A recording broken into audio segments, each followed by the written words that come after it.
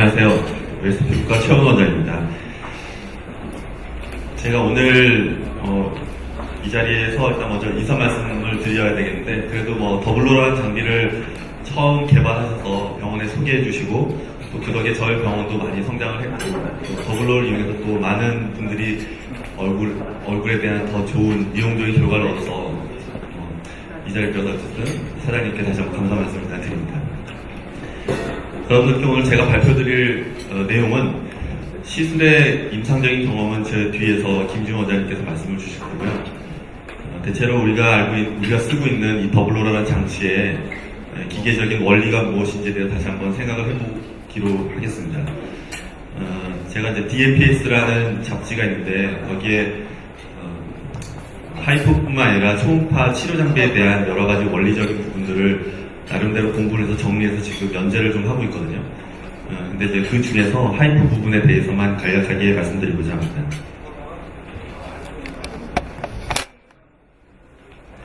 아시다시피 초음파라는 건 음파 에너지입니다. 그래서 소리라는 것은 물리적인 에너지가 해당하죠. 실제로는 바이브레이팅 소스가 있어야지만 이 에너지가 발산이라는 게 됩니다. 우리가 쓰고 있는 초음파인 더블로 같은 경우도 얼굴에 적용했을 때 뭔가 이렇게 손에 진동이 느껴지는, 카트리지가 작동할 때 진동이 느껴지는 걸 아실 텐데요. 그래서 이런 바이브레이팅 소스로부터 에너지가 발산되는 추계 방향으로 이렇게 진동하면서 퍼져나가는 형태의 소리 에너지, 그러니까 소리의 일부가 바로 초음파가 되겠습니다. 대체로 이 초음파 에너지는 이와 같이 롱지튜디널하게 에너지가 진행하는 방향으로 분자 진동이 같은 방향으로 이루어지면서 진행하는 롱지튜디널 웨이브에 해당합니다. 그래서 이 롱지튜디널 웨이브의 가장 중요한 특징은 매질이 있어야만 전달됩니다. 즉 공기 중에서는 다 확산이나 전달이 안 이루어지기 때문에 이와 같이 우리가 어떤 고체 형태의 매질을 중심으로 에너지를 전달시키고 열을 발생시키거나 또는 오실레이션을 통해 가지고 물리적인 충격파를 만들어낼 수도 있겠죠. 하지만 초음파 에너지나 음파 에너지나 모두 매질의 성상이 급격하게 변화되는 경계면에 있었거나 또는 매질의 성상이 액체에 가까울 때에는 파형이 이와 같이 트랜스버설하게 에너지가 진행하는 방향의 수직 방향으로 파도 치듯이 움직이는 트랜스버스 웨이브로 전환되기도 합니다. 근데 이런 형태의 에너지 파동이 급격하게 다른 모양으로 변할 때에는 에너지의 변환 과정 중에 에너지 손실이 있게 되고, 그것은 바로 다 열에너지로 전환되게 되어 있습니다. 그래서 우리가 정상적인 파형, 즉 롱지튜디널 웨이브로 가다가 급격하게 트랜스버스 웨이브로 변환되는 여러 가지 물리적인 이유를 잘 알면 열이 발생하는 것을 우리가 원할 때 만들어내거나 또는 원치 않은 열이 발생하는 것을 예방할 수 있게 됩니다. 초음파에 대해서 이해하기 전에 여러분들이 혹시라도 이제 공부를 원하시면 당연히 기본적으로 알아야 될 것은 이 용어인데요. 더블로를 사시고 나서도 그것의 스페시피케이션을 보면 이런 것들이 써 있는데, 기본적으로 초음파 파형을 이렇게, 기본적인 파형은 이렇게 추계 방향으로 움직이는 롱지튜디널 웨이브지만, 그것을 이렇게 표시해 볼 수는 있습니다. 이런 식으로 표시를 했을 때 한 파형이 한 번 딱 끝난 요것의 길이를 랭스 웨이브라 그러고요. 이러한 파형이 1초 동안 진행했을 때 몇 개의 랭스 웨이브가 지나가는지를 헤르츠라고 부릅니다. 즉 보여주는 그림에서는 한 파형이 지나가고 반 파장 지나갈 때까지가 1초가 걸렸다면, 이것의 프리퀀시, 주파수 또는 진동수는 1.5Hz에 해당하게 되죠. 우리가 그 팁을 보면 4MHz, 3MHz라고 하는 것은 그 에너지의 진동폭이나 진동수에 해당하는 것이 되겠습니다. 그리고 이 파형의 높이, 이 높이를 앰플리튜드라고 부르게 됩니다. 그래서 우리가 쓰고 있는 초음파를 음파 내에서 구분을 한번 해봐야겠는데요. 전체적인 소리의 파형은 아주 낮은 수준에서부터 그 주파수가 쭉 높아지는 범위에 따라 그것을 구분하게 되는데, 우리가 귀로 들을 수 있는 음파의 영역대를 오디어블 사운드, 가청 주파수라고 부르고, 대체로 20Hz로부터 20kHz 사이를 우리가 귀로 직접 들을 수가 있습니다. 근데 우리가 귀로 듣지 못하는 영역인 20kHz 이상의 높은 주파수의 음역대를 울트라 사운드, 즉 초음파라고 부르고, 우리가 가청 주파수에서 가장 낮은 20Hz 아래로 너무 낮아서 듣지 못하는 음파의 범위들을 우리가 인프라 사운드라고 부르게 됩니다. 그 중에서도 치료에 이용되는 울트라 사운드에 대해서 더 구체적으로 보시면 옆에 표를 그려놨는데, 대체로 2MHz에서 1MHz 사이의 초음파가 우리가 그 물리치료, 주로 정형외과나 이런 데서 이용되는 물리치료 기기로 많이 이용되고, 또한 피부과나 미용시술하는 곳에서는 초음파를 이용한 물질의 침투 장비로 쓰죠. 비타민 침투할 때도 우리가 소노포레시스라는 방법을 씁니다. 그때도 약 1MHz 근처에 주파수 장비를 이용하게 되는데요. 그래서 그때 이용되고, 주로 진단 장비들은 대체로 2MHz 이상, 평균적으로 4에서 4MHz에서 10MHz 사이의 장비들이 진단 초음파 장비로 주로 이용됩니다. 최근에 이제 심장을 보는 초음파 장비들이 굉장히 이제 고도로 기술이 발전을 해가지고 초음파를 다양하게 변화시키면서 뭐 심장의 관상동맥의 예를 들어 비스코스 그 탄력도를 볼 수도 있고, 뭐 관상동맥의 뭐 늘어난 정도나 딱딱한 정도도 볼 수 있을 정도로 초음파의 진단 장비들은 고주파수 형태에서 매우 많이 발전되어 있는 상황입니다. 그 중에서도 저희가 쓰고 있는 더블로에서 관심을 더 집중시켜보면 하이프라는 장비의 역사를 한번 살펴볼 필요가 있는데요. 이런 하이프라는 것의 약자는 알고 계시죠? 그러니까 하이 인텐시티 포커스드 울트라사운드인데요. 이 포커싱에서 뭔가를 이렇게 애블레이션 시키는 것에 대한 실험적인 논문은 1942년도에 제일 처음 나오게 됩니다. 린이라는 학자가 여러 가지 생명체, 뭐 이때 이용했던 게 보니까 뭐 돼지 껍데기도 썼고, 그 다음에 뭐 작은 미생물도 썼고 해서 초음파를 쪼여가지고 포커싱을 시키니까 그게 열에너지에 손상을 받다라는 것을 논문으로 처음 사용해서 하이프가 처음 출발이 되었고, 이것이 1972년도에 이르러서 글라이오블라스토마라는 질환에 처음 수술에 이용되게 됩니다.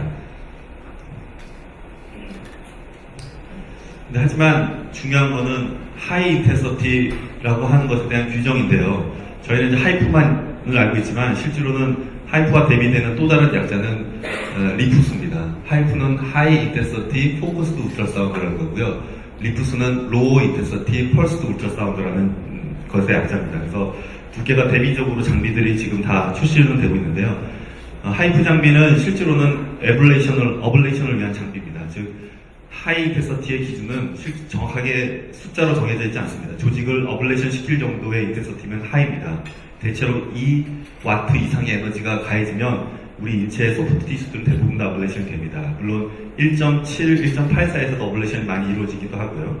근데 로우 인텐시티의 개념은 어블레이션이 없이 히팅, 가열만 시키거나 또는 캐비테이션, 물리적인 충격파를 통해서 뭔가 작용을 하고자 하는 초음파 영역들을 말하고, 대체로 1W 미만에서는 어블레이션이 없습니다. 조직이 그냥 따뜻하게 데워지면서 또 진동 파동 자체에 의해서 물리적인 충격을 받게 되는 것이죠. 그래서 이 두 장치가 사실상 개념으로 구분이 되고, 하이 인텐시티의 개념은 에블레이션이기 때문에 만약 더블로가 하이프 장비라고 한다면 분명히 포커스의 위치에서 조직에 에블레이션이 있어야 됩니다.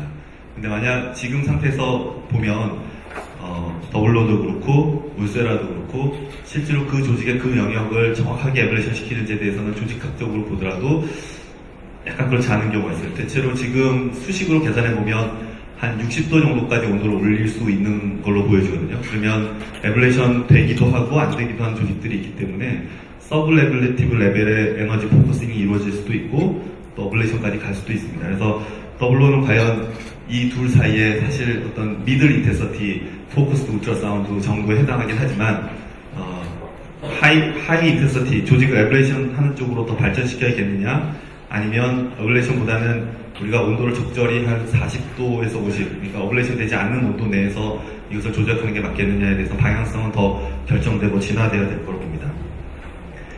그래서 미국 FDA에서 제일 처음 승인받은 하이프 장비는 1985년도에 안과 영역 글라우코마 수술에 이용되는 장비가 제일 처음으로 그 하이프 장비로서는 FDA 공인을 받고 출시가 되었습니다. 이 장비가 이제 그 사진인데요. 요거는 이제 그 하이프 빔을 쏘는 거고, 요 사실 요 곁다리에 연필처럼 생긴 가이드 초음파가 있습니다. 지금 우리가 보는 모니터링용 초음파가 연필심처럼 착탈식으로 붙여서 이렇게 딱 붙이고 딱 쏘면 이제 초음파를 보면서 여기서 이제 하이프가 쭉 나가서 이제 뭔가 수술을 하게 되는 것이죠. 그래서 85년도에 치료 장비로 공식으로 등장을 했기 때문에 지금이 2012년도니까 뭐 대체로 한 30여 년 정도 임상에서 이용되어 온 원리라고 보시면 되겠습니다.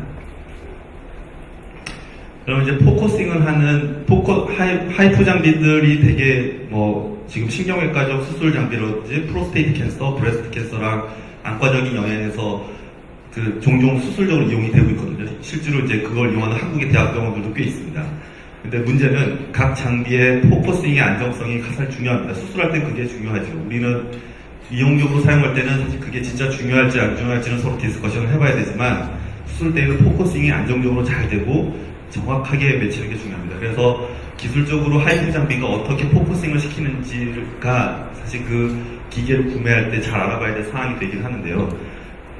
포커싱을 시키는 방법은 크게 세 가지로 구분할 수가 있습니다. 첫 번째는 여기에 이제 보이는 옅은 푸른색이 크리스탈 도자인데요. 그러니까 초음파를 발산시키는 도자 크리스탈입니다. 그 크리스탈을 직접 반구형으로 만들어서 직접 발산시키는 방법이 있습니다. 그래서 포커싱을 만드는 방법이 있고, 또 하나는 초음파 발진하는 크리스탈은 평면 형태로 딱 만들고 앞에서 포커싱을 시키는 렌즈를 붙여서 포커싱을 만들 수도 있고요.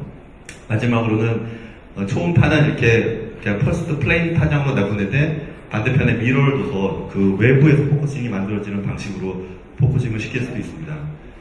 첫 번째 이 포커싱 방식을 아마 지금 더블로가 이용하고 있는데요. 도자를 실제로 구형으로 만들어서.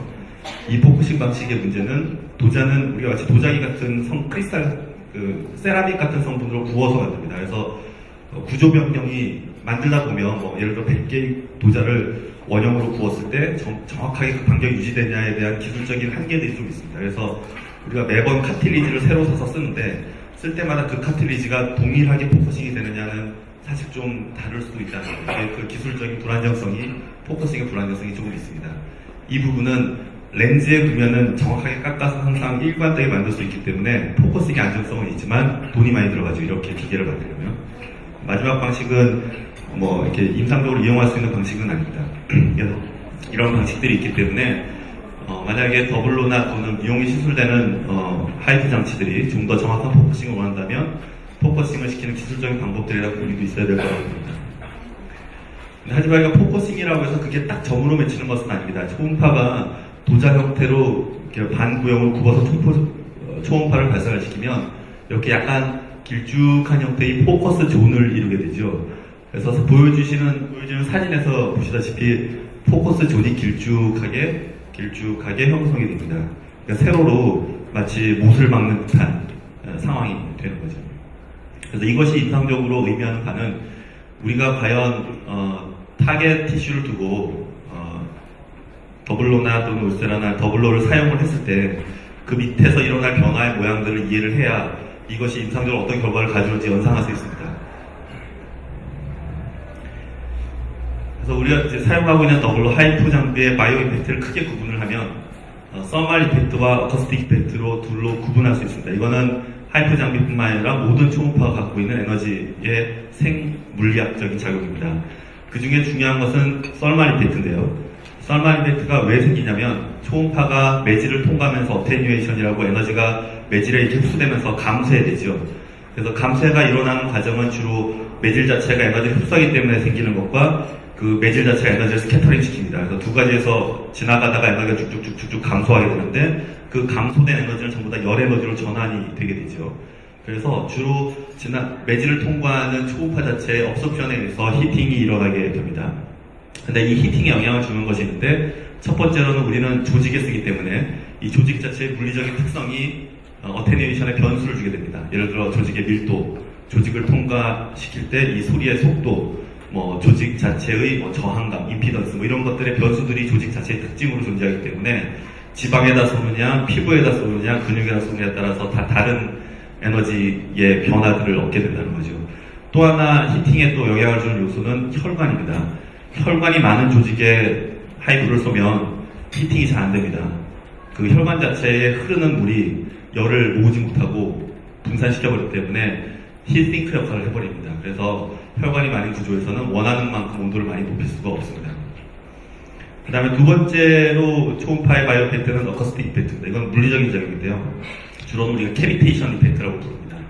캐비테이션 이펙트는 간단히 생각하면 우리가 매질 안에는 작은 공간들이 있습니다. 작은 분자 단위의 작은 기포가 있을 수도 있고요. 또는 눈에 보이는 가시적 단위의 작은 기포가 있을 수 있는데 초음파 에너지가 진동의 형태로 주어지게 되면 그런 기포가 점점 팽창하고 커지게 됩니다.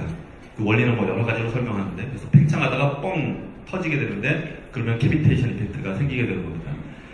근데 단적으로 말하면 매질의 밀도가 너무 단단하고 높아가지고 그 안에 기포같이 공간이 없으면 캐비테이션 이펙트가 생기질 않습니다. 그 표면에서는 파형이 갑자기 트랜스버스 파형으로 바뀌게 돼요. 그래서 우리가 뼈 같은 조직은 물론 이제 구멍이 숭숭 뚫려 있다고 보긴 하지만 매질 자체의 단단한 정도가 조직 안에 유동성이 없도록 돼 있기 때문에 그건 좀 뼈에서는 좀 달라지게 되는 거죠. 하지만 우리가 생각하는 이 조직 안쪽에서는 결국은 어커스틱 이펙트도 같이 영향을 받게 됩니다. 즉 파이프를 이해할 때 우리가 어떤 특정 조직의 열로 조진다고만 생각하지만 실제로는 어커스틱 이펙트로 같이 작용하기 때문에 이것이 임상적으로 어떤 영향을 미칠지에 대해서도 예상해 보는 것이 필요한 부분이 되겠습니다. 특히 이 어커스틱 이펙트, 물리적인 이 진동을 주고 공기를 팽창시켜서 뻥뻥 터뜨리는 작용은 히팅을 시키는데 더 유리하게 역할을 해줍니다. 조직을 좀 더 열을 잘 흡수할 수 있도록 조직의 밀도라든지 이런 것들을 조정해주기 때문입니다. 문제는 이 업소션에 의해서 감쇄가 쭉 일어날 때 그럼 우리가 초음파를 앞에서 빵 쐈는데 쭉 들어갔을 때 에너지가 과연 어떻게 감소해야 되는지 예측을 좀 할 수 있어야 되는데, 그래서 표면에서 초음파를 쐈을 때 발사된 초음파의 인텐서티가 반으로 감소하는 깊이, 그것을 반가 깊이라고 부르는데요. 이 반가, 영어로는 울트라소닉 하프 밸류 티크니스를 알아야 우리가 이 조직의 반가 깊이를 이해하면 에너지를 쐈을 때 대충 어느 정도 수준까지만 전달되고 나머지에서는 그냥 흐물흐물 없어지겠구나를 예측할 수 있게 되는 거죠. 그래서 반가 깊이를 보면 첫 번째로는 근육, 혈관, 브레인, 간, 소프트 티슈, 물, 뼈, 공기 등등을 비교해 보았을 때 우리가 관심 있는 건 소프트 티슈인데, 소프트 티슈는 2Hz 정도의 초음파를 발사하면 약 2cm 정도 수준 내에서 에너지가 반으로 뚝 떨어지게 됩니다. 반면에 근육 같은 경우는 0.75cm 정도만 통과하더라도 쏜 에너지의 반으로 뚝 떨어지게 되는 거죠. 즉 근육은 그 초음파가 근육층에 닿는 순간부터는 깊이 잘 못 들어가고 그냥 거기서 쭉 감쇄돼서 사라지게 된다는 뜻이고요. 소프트 티슈, 그러니까 대충 그냥 피부 지피층이라고 그냥 이해를 하시죠. 평균을 사실을 말하는 건데, 소프트 티슈는 위에 모든 것을 평균을 말하지만 피부도 그냥 비슷한데 이 정도는 조금 더 깊이 들어갈 수 있다. 또 하나의 특징은 반가 깊이는 발사된 초음파의 헤르츠 영향을 받습니다. 주파수 영향을 받는데 우리가 보통 더블로 때 사용하는 게 4Hz죠. 4Hz 같이 헤르츠가 높아질수록 반가 깊이는 감소합니다. 즉 당연하겠죠. 초음파 진동수가 많으면 조직을 깊이 통과하지 못하고 표장에 다 소모되고 없어지는 거예요. 그래서 4Hz 정도가 되는 수준, 5Hz과 4Hz랑 거의 값들이 비슷한데 보면은 반가 깊이들이 거의 1cm 미만으로 쭉쭉 표면에서 떨어지게 되어 있습니다. 그래서 아주 얕은 층, 우리가 지금 원하는 거는 표피로부터 대략 한 5mm, 4mm 수준, 1cm 미만에서 어떤 포커싱을 원한다면 헤르츠가 높을 수밖에 없기는 하지만, 그것의 목적이 만약에 저기 깊은 1cm 이하의 깊은 층의 에너지를 포커싱 시키길 원한다면 헤르츠를 좀 더 널널하게 낮췄어야 되는 상황이 오는 거죠. 그래서 더블로나 우세라처럼 얼굴 피부의 포커싱을 원하는 것들은 헤르츠를 높은 파장대로 가져가서 판매되는 장치들이 많지만, 최근에 네오 울트라라고 몸에 지방 빼기 위해서 나온 초음파 장비가 있는데 이 경우는 정확하지 않지만 대략 한 1MHz 정도의 낮은 헤르츠 주파수의 초음파를 사용하게 됩니다. 이거는 좀 더 깊은 층의 에너지를 전달하고 포커싱을 위한 노력이라고 볼 수가 있겠죠. 그 다음에 이제 또 하나는 열을 발생시킴에 있어서 조직의 변수는 임피던스입니다. 임피던스는 저항값이죠. 우리가 도체에 있어서는 저항이고, 도체가 아닌 모든 물질에 있어서의 저항은 다 임피던스라는 용어로 표현을 하는데요. 임피던스의 격차가 에너지 전달에 반사를 유도하기 때문에 임피던스를 좀 알아야 됩니다. 즉 또한 저항값이 높을수록 열이 많이 생기겠죠. 근데 우리가 보면은 원하는 지방이나 피부 같은 데 임피던스는 한 1.3, 1.7, 소프트 티슈들이 사실 다 거의 비슷비슷합니다. 단지 이 팻만 유독 조금 임피던스가 좀 떨어져요. 그래서 실제로 하이 헤르츠로 높은 주파수대로 팻에다 직접 조사를 하면 팻이 그렇게 쉽게 잘 망가지지가 않습니다. 이게 저항값이 저항값이 낮아서 초음파 에너지가 비교적 슬 잘 지나가게 되죠. 그래서 에너지를 높였어야만 팻은 그만큼 파괴하기 유리하다, 이렇게 볼 수가 있겠습니다.